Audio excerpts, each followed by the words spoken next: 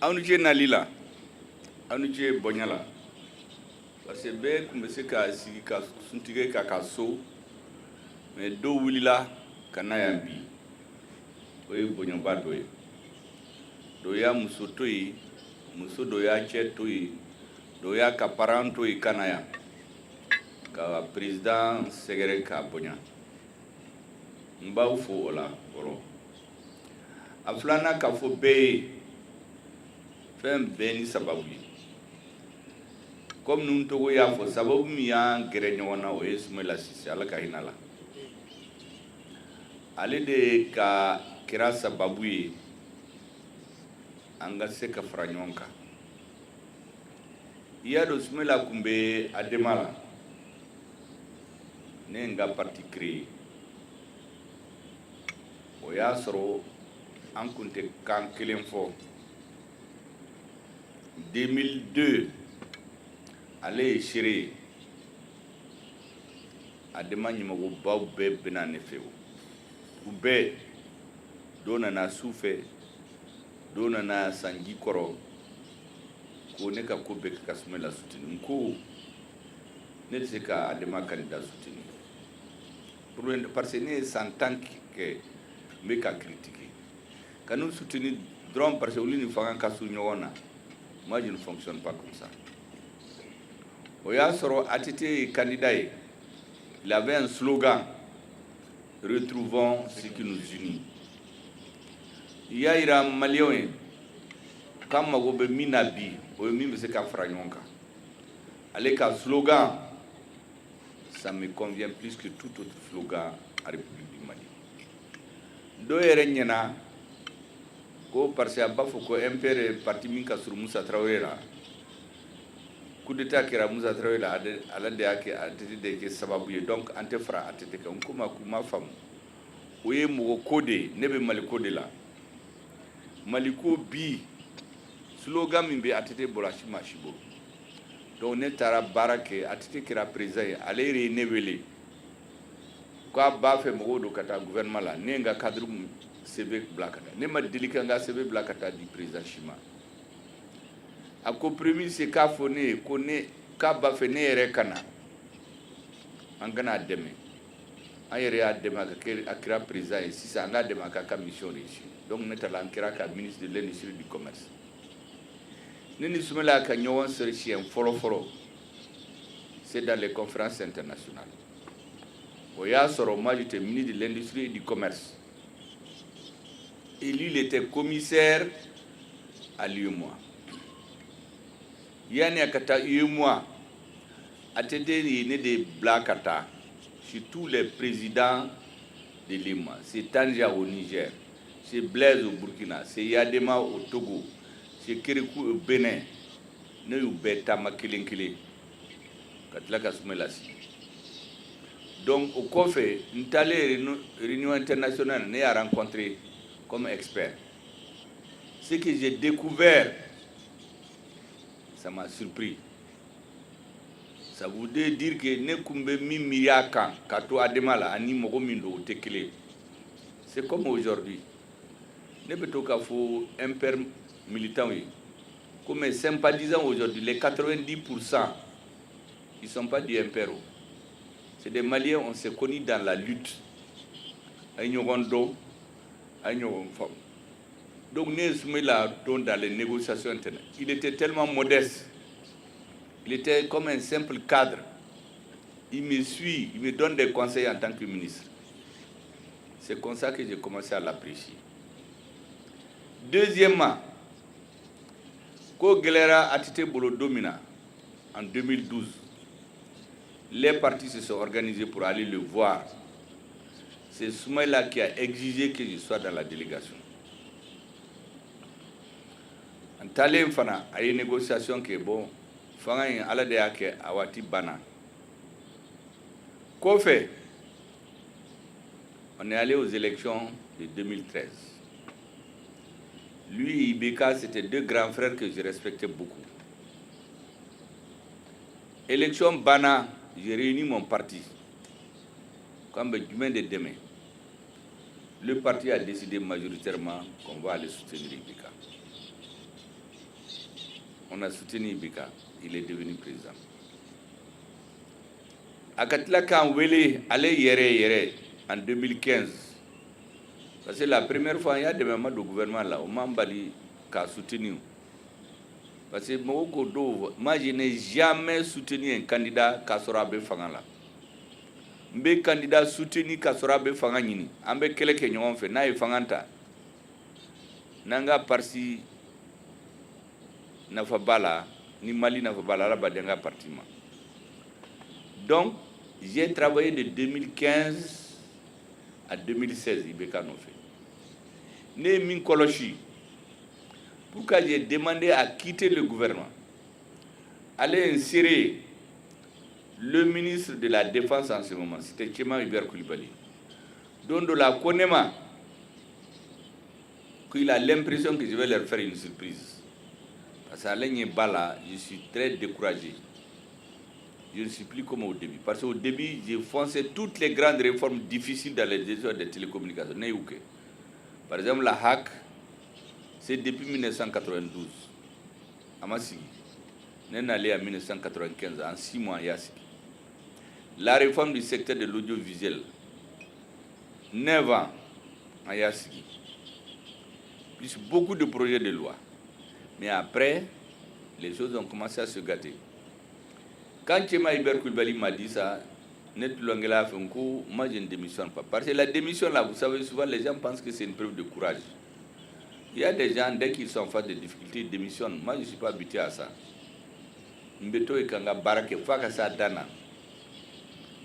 Quelques jours après, c'est le directeur de la sécurité d'État qui est venu me voir, Moussa Diawara, à Tlo Benan. Il m'a dit, mais est-ce que c'est vrai que tu risques de démissionner? Comment il fera ma vie? Moi, je lui ai dit que je ne vais pas démissionner. Parce que nous avons un accord de législature avec Ibeka. Donc, nous sommes là jusqu'à 2016. À partir de mai 2016, ce n'était plus possible. Parce qu'en ce moment, c'est les choses très intimes qui sont touchées. Le Premier ministre, le ministre de l'administration, le président, ils ont adopté un document sur les autorités intérimaires en disant que c'est dans l'accord, alors que dans l'accord, il y a la période intérimaire, il n'y a pas d'autorité intérimaire. Ou Tarana et aux Nations Unies là, dans les régions du Nord, tous les élus, ils vont les remplacer par des personnes qui seront désignées par le gouvernement, donc le ministre de l'administration territoriale, et les mouvements. Donc un jour, le Premier ministre était à New York, présenter ça. On est venu nous donner à la fin du Conseil des ministres. Moi, j'ai levé la main. J'ai dit au président, mais c'est que les rebelles n'ont pas eu par la guerre. Ils n'ont pas eu dans les négociations. Le gouvernement est en train de lui donner ça sous la table. Il a levé la séance. Ce jour-là, moi, j'ai dit clairement au ministre que Mali Djamfa, le jour où on va nous juger, je vais témoigner contre toi et le Premier ministre. Avec Mali Ferry. Le ministre Zahabi, il a vu que j'étais très fâché parce qu'il était sur les mêmes positions. Il est venu me dire 2 jours après que le ministre veut me rencontrer. Je lui ai dit qu'on n'a rien à se dire. Avec Mali Djamfa n'est tout quoi. Premier ministre Seguina ka bon New York. A connaît le gouvernement qui porte-parole. Ngata comment faut-il en compte ce qu'il faut.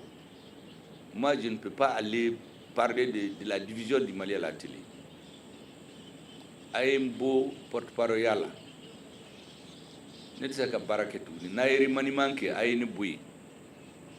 Ça vaut mieux qu'à faut connaître démissionnera. Ça, c'est trop spectaculaire. Effectivement, on commence à connaître ce que Minke, quand ORTM Blakata, quand ministre de l'Intérieur interviewé, ni Minka da Kofo, mais ne connaît ce qu'il faut. Ntaranga parti là, ne a befo benyana. On co démission, ce n'est pas dans mes habitudes. Et puis le pays est dans une situation très difficile. Peut-être que c'est le président qui a raison. Si tu démissionnes maintenant et son pouvoir est fragilisé, c'est pas bien pour le Mali. Nous, lui, René Boye, Odekani. Il y a un vieux du MPR qui m'a dit que si ce que tu nous as dit est vrai, ou lui, c'est qu'à Barakenye, ou Boye. En ce moment, c'est mieux pour tout le monde. Effectivement, quelques temps après, le Premier ministre m'a appelé. Il m'a dit vers 16h qu'ils ont remanié le gouvernement. Moi, je suis sorti. J'ai dit, alhamdoulilah. Quand je suis allé, tous mes collaborateurs savaient. Mon attaché, il est là. Et j'ai fait mes cartons il y a longtemps. Donc, quand on m'a dit à 16h que je devais quitter le gouvernement, à 19h déjà, j'ai fait la passation. Ça n'a pas fait 2 jours. Et je suis parti. Et depuis que je suis parti, ne ma gouvernement comment faut tourner. On comptait comment faut 2018 au président Mandakaba. En 2018, j'ai expliqué pourquoi je ne suis pas d'accord avec eux. Oya Soro, comme Mayafo, moi j'ai beaucoup étudié l'histoire. Quand tu veux faire la politique, il faut connaître l'histoire. Parce que nous, on croit qu'en me faire nous inventer. On n'invente rien en réalité. Tout ce qu'on fait maintenant, à Karakatemeo. Donc, quand je suis sorti du gouvernement, moi, je me suis consacré à l'étude des problèmes du Nord, plus les connaissances que j'avais. Quand je faisais mes études, mon doctorat, moi, j'ai fait la philosophie, j'ai fait une licence en philosophie. J'ai étudié l'histoire politique de tous les grands pays européens, là. La France, l'Allemagne, l'Italie, l'Espagne, l'Angleterre. Les différents dirigeants à différentes étapes de leur société. Donc, quand je suis sorti du gouvernement, j'ai enrichi ça par les connaissances du Mali. Je me suis mis à étudier l'histoire du Mali, comment le Mali a été colonisé. Ce que j'ai découvert, c'est que l'opération Serval, en 2013, le patron a suivi exactement ce que les militaires français ont fait dans les années 1800. Parce que les militaires faisaient des rapports au roi. Donc il y a des livres qui n'existent même plus. Je suis allé les chercher, c'est en version numérique. Des livres écrits en 1978.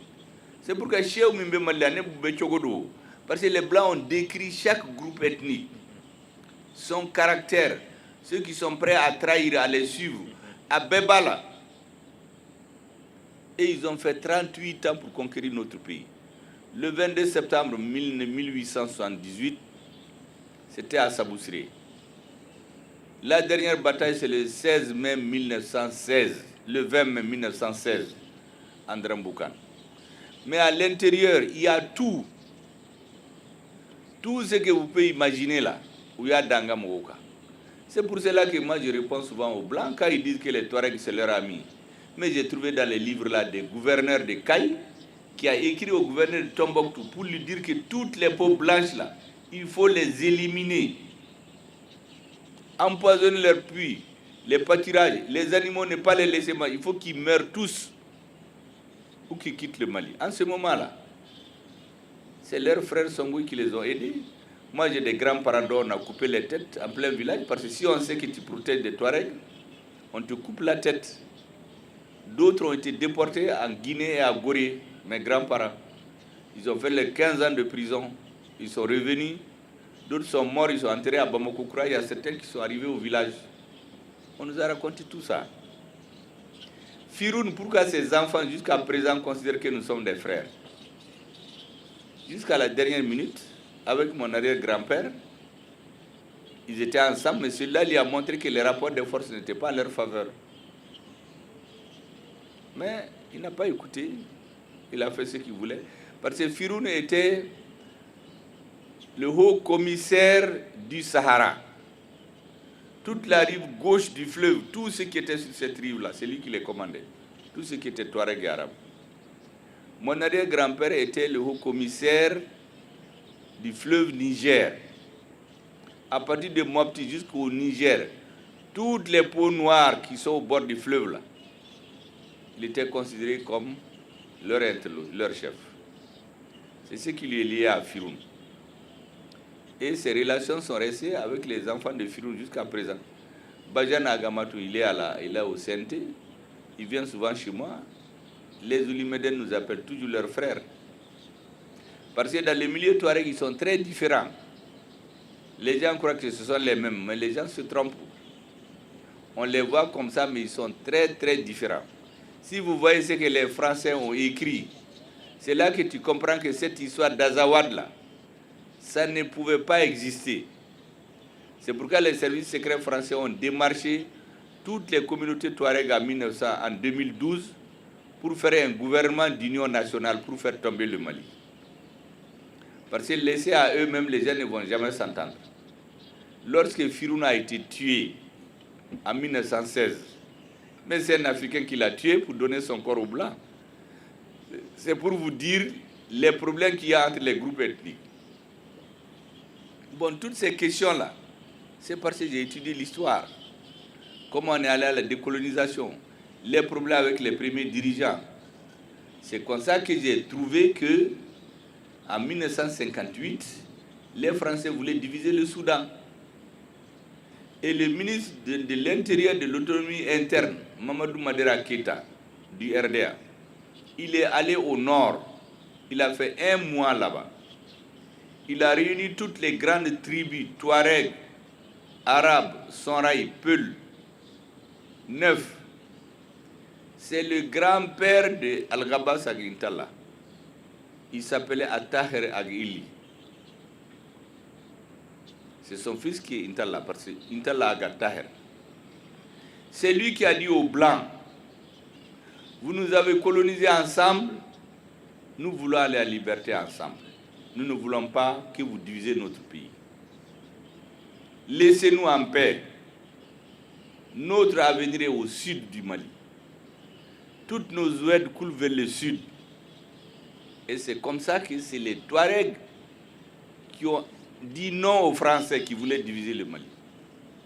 Donc quand quelques années après, on vient dire des morceaux de papier qu'on donne à des jeunes pour lire à la télé qui ne connaissent rien, c'est pour les tromper.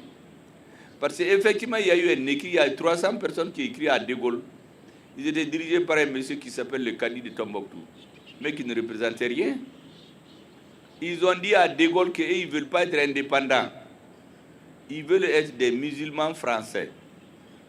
Ou à défaut qu'on les rattache à la Mauritanie ou au Maroc. Et ils ne vont jamais vivre dans un pays dirigé par des Noirs. Malheureusement, De Gaulle savait qu'il ne représentait pas grand-chose. Donc, quand les gens viennent déformer notre histoire pour endoctriner les jeunes, il fallait leur porter la contradiction. Ce livre-là, on a fait 4 ans pour l'écrire. Et je l'ai sorti à la veille des élections de 2018. C'était au début de la campagne. En ce moment, c'était fini. Le mariage avec les Ibeka était fini. Et j'ai commencé à expliquer aux gens pourquoi je ne peux plus travailler avec eux. Parce que lui, il ne veut pas de gros travailleurs. Il veut quelqu'un qui lui est obligé et qui sert son fils. Nous, on est venus pour le Mali. Et c'est pour cela, au deuxième tour, comme il a dit, quand majoritairement dans mon parti, les gens voulaient aller avec Ibeka, je leur ai dit qu'il ne faut pas qu'on casse notre parti pour une cause qui n'en vaut pas la peine. Ceux qui veulent aller avec Ibeka vont aller avec lui, mais moi, je vais avec Soumaïla. Et c'est comme ça que je suis allé avec lui. Et depuis ce jour, on a gardé la confiance. Jusqu'au jour où on l'a enlevé. Dieu m'est témoin. Le jour où il devait aller à Niafunki, je suis sorti la nuit, une des rares fois. Madame m'a demandé où vous partez. J'ai dit que je vais chez Soumaïla. Je suis allé le voir. Je lui ai dit, il ne faut pas aller à Niafunki. Il me dit pourquoi. J'ai dit, il y a des risques. Il faut envoyer des gens. Il m'a dit, bon, il va aller en hélicoptère, il fait un meeting, il revient. Il dit, ça, on peut couper la poire en deux. Et puis, je suis parti. Mais Soumaïla, il faut que vous compreniez, ce n'était pas un homme politique. C'était un grand technocrate qui savait résoudre les problèmes techniques. J'ai l'habitude de dire dans mon parti que l'ingénierie des questions de développement, il peut le faire plus que n'importe les cadres que j'ai connus, en tout cas, plus que moi-même. Mais les problèmes politiques, souvent, il est trop crédule. Il croit que tout le monde est comme lui. De tous les cas, il est parti, on l'a enlevé. quand on a commencé les manifestations pour réclamer sa libération, j'ai dit à sa femme, tant que Ibeka est au pouvoir, ton mari ne viendra pas. Un jour, elle m'a demandé, mais comment il va venir? J'ai dit, mais si je te l'explique, ça veut dire qu'il ne viendra plus. Parce qu'il y a des gens qui sont payés pour qu'ils ne viennent pas. Et effectivement, ce n'était pas prévu qu'ils reviennent. J'ai dit, tant qu'on ne fera pas tomber ce régime-là, ce mec-là ne va pas revenir. Bon, elle m'a écouté gentiment, mais je me demande si elle croyait. Le jour où le pouvoir est tombé, je suis allé la voir. J'ai dit, maintenant ton mari va revenir. Elle me dit qu'elle ne croit pas. On a attendu jusqu'au jour où on lui a dit que son mari est libre. Je suis allé la voir. Moi, je voulais aller à l'aéroport. Mais quand j'ai appris qu'il y a des opportunistes qui l'avaient trahi, qui ont commencé à aller à l'aéroport, on connaît Teta. J'ai attendu à la maison. J'ai dit de lui dire quand il vient à Kanakuma. Bon, un homme politique qui a fait 6 mois, il ne parle pas, vous savez, ce n'est pas facile. Il avait déjà parlé à l'ORTM, à Africable, à TV5. Quand je suis venu, je lui ai dit, il ne faut plus parler. Tu vas te reposer pendant 6 mois. Après, tu viens, on va recommencer la campagne cette fois-ci. Lui-même, il m'a dit, parce que c'est quelqu'un qui est très honnête. Il m'a dit, tu sais, qu'elle est gladée. Si c'est moi qui étais là, Ibeka n'allait pas tomber. Parce que s'il était là, moi, je n'allais pas être le président du M5. Parce que je suis allé là-bas parce que j'ai dirigé le FSD. Et ça, c'est grâce à sa confiance. Et donc, garder une grande confiance entre nous. Bon, Allah Tigé. Et c'est pour cela que, comme nous me l'a dit, quand j'ai été nommé Premier ministre, dès que je suis sorti du bureau du président, j'ai filmé le décret, je l'ai transféré à sa femme. Comme si Ismaël a été vivant aujourd'hui là, c'est à lui que j'allais montrer ce décret. La deuxième personne, je l'ai envoyé à Nyoro. C'était l'imam Diara, Oumarou Diara. Le shérif lui a dit de nous dire, il faut être la transition soro.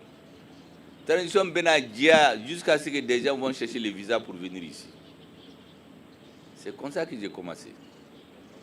Donc, c'est Soumaïla qui a été la cause qui nous a mis ensemble, la cause première qui m'a conduit jusqu'à là où je suis, et ça, je ne vais jamais l'oublier.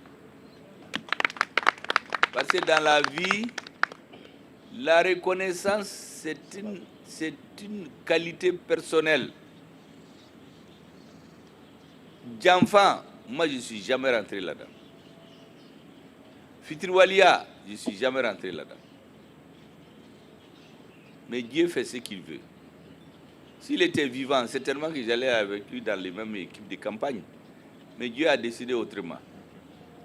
C'est pour cela que je voulais vous dire, la confiance qui nous a mis ensemble, moi je ne vais jamais la trahir. Et c'est pour cela que j'ai dit au M5, entre le 5 juin 2020 et le 18 août, qu'est-ce que le peuple a demandé? Qui a demandé à être ministre? Machi. Ce que le peuple a demandé, c'était la sécurité, c'était la lutte contre l'impunité, c'était les réformes. Les réformes, c'est Soumaïla le premier qui a posé les réformes. Après lui, la CEDEAO est venue dire que sans les réformes, le pays ne peut pas aller. Et c'est pour cela que, quand nous avons pris fonction, le président nous a demandé clairement, est-ce que les assises sont possibles? Parce qu'en ce moment, beaucoup disaient qu'ils ne veulent pas des assises. Il y avait même des séminaires. Mais moi, j'ai en tête que les réformes sont nécessaires pour le Mali. Soumaïla les avait demandées. Les Maliens en marchant avaient demandé. Donc, il fallait faire les réformes. Donc, les assises. Aujourd'hui, Dieu merci, c'est les assises, le référentiel. Même le président, quand il parle, il dit que c'est les assises qui ont demandé telle ou telle chose. Donc, nous sommes restés dans notre ligne. On n'a pas viré. On n'a pas tourné d'un iota. Oye Malikode. Maintenant, Yorodola, Mokodo, Tenyanabo. Il y a des gens qui sont dans les calculs personnels. Oulute Minfamou. Moi, ça a toujours été ma conviction. Ce qui est destiné pour toi là, personne ne peut l'empêcher. La preuve, beaucoup ne savaient pas qu'Assimi allait être président il y a 4 ans. Même dans le M5, beaucoup ne pensaient pas que j'allais être Premier ministre. La preuve, c'est que quand on a dit de donner le nom de Premier ministre, moi je n'ai pas donné mon nom. Les autres ont donné leur nom. Mais comme Dieu a décidé qu'il va être président, je vais être Premier ministre, allez à quai de manière que ça s'est passé comme ça. Vous croyez que ce qui s'est passé au Sénégal, c'est le hasard? Mais c'est ce qui s'est passé au Mali qui a influencé l'opinion africaine. Et là-bas, le président avec les services secrets d'un pays étranger, mais ils ont tout fait. Mais l'agenda de Dieu s'est imposé. Il est devenu président contre l'attente de tout le monde. La vie, c'est comme ça. Il faut juste faire ce qu'on doit faire pour son pays. Et moi, je crois que nous sommes sur la bonne voie. Tous ceux qui vont nous tourner le dos, aussi, ils seront du mauvais côté de l'histoire. Je suis convaincu de ça. Si on reste ensemble, on renforce la transition, ce serait dans l'intérêt du Mali. Maintenant, il y a beaucoup qui pensent qu'il faut que je rentre dans des conflits avec les militaires ou bien dans des tiraillements. Vous savez, moi, je fais la part des choses entre ce qui est essentiel et ce qui est accessoire. L'essentiel, c'est le recouvrement de la dignité du Mali. Et ça, c'était militaire. Ces militaires sont une chance pour le Mali. Et donc, tous les problèmes politiques qui peuvent les gêner dans le travail, moi, j'ai décidé de les passer au second plan. Souvent, j'avale des couleuvres. Il y a des choses qui ne me plaisent pas, mais je me tais là-dessus. Parce que je me dis que ces jeunes-là, nous avons l'obligation de les aider. Parce que si ils échouent, en tout cas, moi, j'allais quitter la politique. Et c'est pour cela que vous aurez compris, depuis des mois, moi, je ne parle que de l'histoire. Et puis, j'encourage nos soldats au front, en leur disant de ne pas se décourager. Ils peuvent perdre des batailles, mais ils vont gagner la guerre. Et je suis convaincu que ça, c'est un impact sur leur mental. Parce que dans l'histoire européenne, moi, j'ai étudié ce qu'ils appellent les commissaires politiques pendant les guerres. Leurs paroles comptent beaucoup quand les soldats vont à l'assaut. Chez nous, c'est les griots qui chantaient pour monter le moral des soldats. Donc, je suis convaincu qu'en parlant aux soldats, les encourager, dire que le peuple est avec eux, qu'on va gagner cette bataille-là, en faisant de l'histoire pour les montrer qu'on a voulu nous tromper, ça, c'est la meilleure chose que je pouvais faire. Et les militaires ont démontré aussi qu'ils ont un art consommé de la guerre. Parce que ce que notre armée a fait à Kidal, personne au niveau international ne pensait à ça. Aujourd'hui, on a pris Kidal. J'ai appelé tous les partis politiques. Certains sont venus, d'autres ne sont pas venus. Il paraît qu'il y en a qui pensent que moi, je vais les prier pour avoir des facilités. D'autres ont dit que j'ai des difficultés dans mon mouvement. C'est pourquoi je suis avec les partis. En réalité, c'était juste pour leur expliquer pourquoi on ne pouvait pas s'entendre. En 2021-2022, eux, ils voulaient des élections. Nous, on voulait que le Mali gagne d'abord le bras de fer qu'il oppose à la rébellion. Et c'est ce qui est arrivé. Maintenant qu'il y a la paix là, c'est tous les Maliens. Il faut faire l'union sacrée des Maliens autour des autorités de la transition. Et le président de la transition a institué le comité intermalien, le dialogue intermalien. Tout ce que nous avons comme membres, comme parents, comme proches là-dedans, il faut les encourager. Parce que cette idée du président qui fait qu'on met tous les Maliens ensemble, quels que soient les régimes, pour trouver la bonne solution maintenant. Et que plus jamais un pouvoir n'arrive au Mali qui va négliger l'armée, qui va négliger l'école, qui va négliger l'ordre public. C'est à ce stade qu'on est aujourd'hui. Bon, certains petits sont venus, d'autres n'ont pas voulu venir. Ils sont libres de le faire. Aujourd'hui, j'entends beaucoup de gens parler des élections. J'ai dit hier que n'importe quelle personne est présentée aujourd'hui et dire que c'est le candidat de Assimi Goïta et le candidat du gouvernement de transition, il va passer. Donc notre objectif, ce n'est pas faire des élections juste pour les gagner. Il y a des réformes profondes qu'on est en train de faire pour rendre irréversible le processus de refondation. Je viens de vous expliquer qu'on a découvert qu'il y a 37 000 ONG au Mali. qui ne sont pas déclarées, des associations qui n'ont pas de récépissé. Mais ces associations, elles travaillent pour qui? Elles travaillent contre qui? On a trouvé des ONG qui sont en train de distribuer l'argent aux terroristes au nord.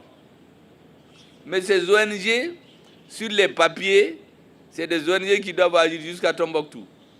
Mais cette machine-là, nous allons la détricoter un à un pour que le gouvernement de transition, celui qui vient, il s'occupe du développement du Mali. Il ne va plus perdre son temps dans ces petits jeux. Ou bien tu trouves des gens qui ne représentent rien. Ou bien dans les radios, ils insultent les gens. Ils sont effrontés, ils sont arrogants. Ils n'ont pas de parti, ils n'ont pas d'association, ils n'ont rien. Et tout le monde a perdu. Ça, c'est fini. Tes idées, vous allez les exprimer. Si c'est des bonnes idées, si vous êtes dans un parti, vous exprimez vos idées. Mais venir insulter les gens, humilier des personnes, pour vivre de ça, on ne va plus l'accepter. Si tu as tes idées, tu les défends. Aujourd'hui, on est en démocratie. Il n'est plus question pour quelqu'un de laisser dans la clandestinité, en train de comploter contre l'État malien. Mais ces questions, on est en train de les résoudre. Et je vous ai dit que les élections, j'ai dit à tout le monde, quand le président va nous donner le top départ, ça va être annoncé. Aujourd'hui, nous sommes en train de réunir tous les éléments. Pratiquement, nous avons tous les éléments aujourd'hui. À un moment donné, la date va être donnée par les autorités et on fera les élections. Mais l'élection seule ne règle pas. Et regardez en Haïti. C'est le premier pays indépendant d'Amérique latine. Ils ont fait plus d'élections que tout le monde. Même maintenant, ils sont dans des élections. Mais vous voyez que c'est le pays le plus instable. Ça prouve que l'élection seule ne résout pas les problèmes. Et d'ailleurs, les pays développés que vous voyez là, il n'y a aucun pays qui a commencé par des élections. Ils ont d'abord construit leur société. Et ensuite, on fait les élections pour choisir dans un système qui est accepté par tout le monde. Nous avons dit le système démocratique. Ça veut dire que tu viens avec tes idées, tu te bats, tu gagnes. Mais si des gens viennent t'empêcher de gagner par la corruption, par le vol, par la calomnie, on t'insulte, on te vilipende, on te traîne dans la boue, ça, ce n'est pas la démocratie. C'est tout ça que nous allons éliminer pour que les Maliens choisissent librement leur président, leurs députés, leurs élus. Et que si ça ne va pas, les populations votent contre elles. Tu ne vas pas venir être un élu et venir t'imposer à la population au point qu'elle ne peut plus rien. Même si tu détruis tout son système éducatif, le système de santé, le système de défense, la population ne peut plus rien à cause de la corruption. C'est à cela que nous voulons mettre fin. Et vraiment, je voudrais vous rassurer que la mission de refondation de l'État malien que vous nous avez confiée, parce que nous sommes allés au M5 au nom du FSD, et j'entends beaucoup de gens du FSD parler. En réalité, en tant que président intérimaire du FSD, c'est moi qui ai désigné des gens qui doivent représenter le FSD dans le M5. Il n'y a pas eu de vote. Quand certains disent qu'eux, ils ont été, ils ne savent même pas comment ils se sont retrouvés là-bas. Je l'ai fait en suivant les orientations que je voyais chez Soumaïla. Certains sont là en tant que chef de parti, d'autres ses conseillers, d'autres des gens de son parti. Donc c'est en suivant ces orientations qu'on a choisi les gens qui sont allés siéger au FSD. Et de là-bas, on s'est retrouvés aujourd'hui Premier ministre. Tout ce que nous faisons, d'abord les réformes. Je précise que le chef de parti qui s'est battu le plus pour les réformes, c'est Soumaïla Sissi. Et donc nous allons faire ces réformes, Inch'Allah. C'est dans l'intérêt du Mali. La deuxième chose, nous allons rester collés aux intérêts du peuple malien. Ambe Maliko de la Antemokola. Les problèmes de poste, les problèmes d'argent, les problèmes de marché, c'est normal que les gens veulent ça. Mais Nassera Yorodola, on voit que c'est la source des problèmes. Moi, je préfère m'éloigner. Je suis sûr que si je m'étais impliqué dans ces choses-là, les mêmes personnes allaient m'accuser aujourd'hui de faire ci, de faire ci, de faire ça. Aujourd'hui, les gens se plaignent que ce que j'ai dit que je ne peux pas faire, je peux le faire. Mais il y en a qui viennent eux-mêmes se faire découvrir. Parce qu'ils disent que ce n'est pas une question de place, ce n'est pas une question d'argent, ce n'est pas une question de candidat. Celui qui est destiné à gouverner ce pays-là, Dieu le sait déjà. Il ne faut pas se fatiguer. Ensuite, il faut que rien vienne de vous. Tendez la main à tout le monde. Ceux qui veulent partir, il faut qu'ils endossent seuls la responsabilité. C'est pour cela que la dernière fois, quand on m'a dit qu'il y a eu des exclusions dans le M5, bon, j'ai échangé avec vous et vous avez accepté. Dans le FSD. J'ai échangé avec vous et vous avez accepté. Vraiment, ça m'a beaucoup plu parce que c'est un signe de respect. Je vous avais dit que les sanctions qui ont été faites, il faut les lever. Pour plusieurs raisons. D'abord, Salikou, c'est notre grand frère. Notre aîné. C'est l'homme de confiance de Soumaïla. S'il n'était pas là, il est contre ces sanctions. Il faut qu'on s'entende pour les lever. La deuxième chose, il y a des personnalités là-dedans, il ne faut pas les sanctionner. C'est des grandes personnalités de l'histoire politique de notre pays. Et vous avez accepté de lever les sanctions. Pour moi, le problème était clos. Mais quand j'ai vu certaines sorties à la télévision, ça m'a un peu déçu. Parce que pour moi, il faut qu'on se retrouve. Et je ne perds pas l'espoir encore. Ce qui est certain, le Mali, c'est cette transition qui va réussir à conduire le pays à bon port. Tout ce qui va contre cette transition, allez te sera d'âme. Et nous aussi, ce qu'on s'était dit, je le dis au président et il nous le répète souvent, Angana Machitonyo. Maintenant, sous le couvert de la démocratie, chercher à mettre notre pays dans le trou, on n'acceptera ça à personne.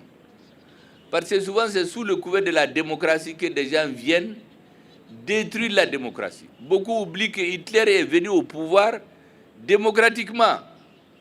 Il a utilisé les leviers de la démocratie pour enterrer la démocratie.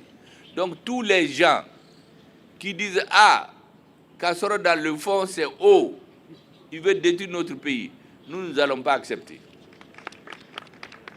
Mais quand Mogo Tonyo comme ça, Kabi Mogoka, Bingani, on ne va pas le faire.